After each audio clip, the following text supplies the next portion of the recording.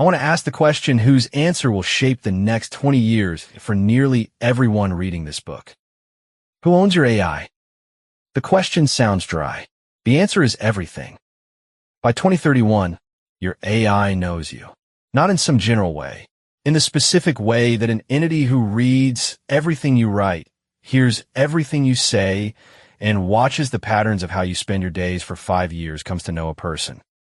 The AI knows your preferences, your relationships, your finances, your health, your fears, your aspirations. The AI knows patterns about you that you do not, yourself, know. The AI is, in the literal sense, the entity in your life with the deepest accurate model of who you are. Who controls that model? Who decides what it is used for? Who has access? Who can sell it? Who can subpoena it? Who can copy it? Who, ultimately, is responsible for what the AI knows about you and what is done with that knowledge? The honest answer in 2026 is, largely, the AI's corporate provider with caveats and emerging legal frameworks. The honest answer in 2031 will, depending on regulatory choices made in the next 5 years, range from largely the user to largely the provider with significant access by governments and unauthorized actors. The difference between those two scenarios is enormous. The choices are being made now. 3 regulatory environments are setting the global terms. The United States.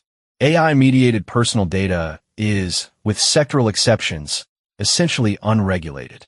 State laws, California, Virginia, Colorado, Connecticut, provide some user-side protections. The federal framework is thin. The data the AI accumulates about you is, in most respects, the property of your provider, subject to a privacy policy the provider can change unilaterally with limited notice. The European Union. GDPR provides strong legal rights: access, correction, deletion, portability. The EU AI Act layers additional protections. The European user has, on paper, much more control than the American user does. China. Users have certain protections under the 2021 Personal Information Protection Law. The protections do not extend to government access.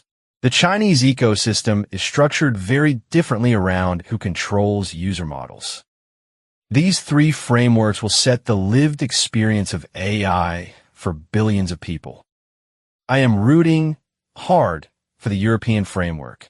Yes, the same European framework that takes 10 years to standardize a wall socket.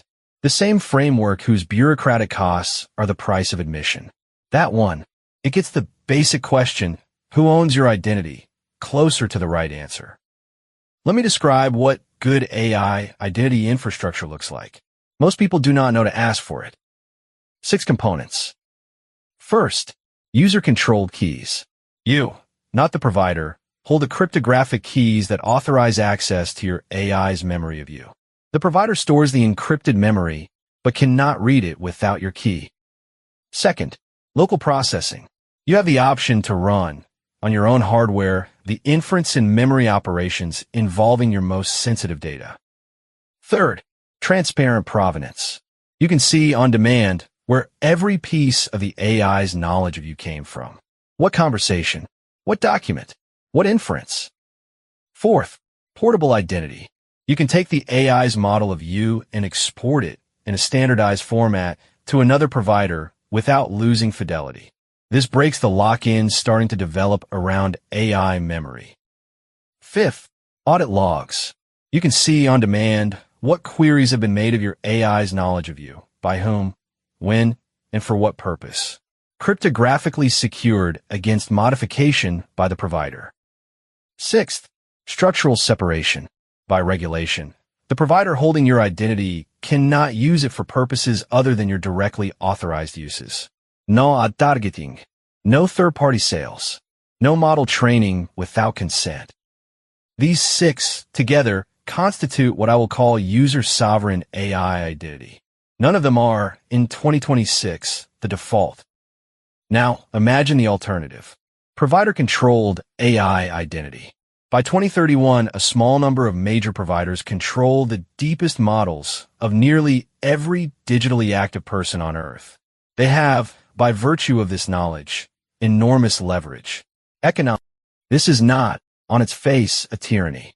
It is, however, structurally tyrannogenic. The conditions for abuse are present.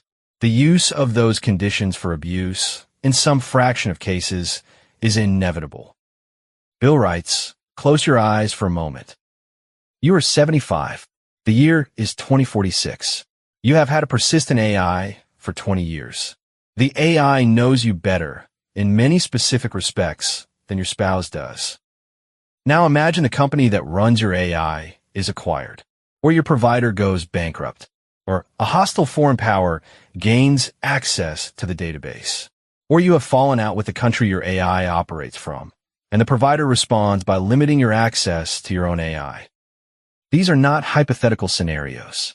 The frameworks we put in place over the next 10 years will determine whether you have meaningful recourse or whether you are, in any practical sense, trapped.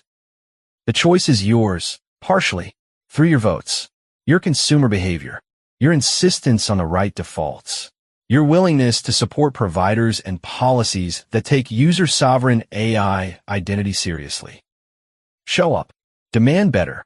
Your future self in 2046, sitting in a room with an AI that knows you intimately, will thank you for what you do in 2026 to make sure that AI is, in fact, yours.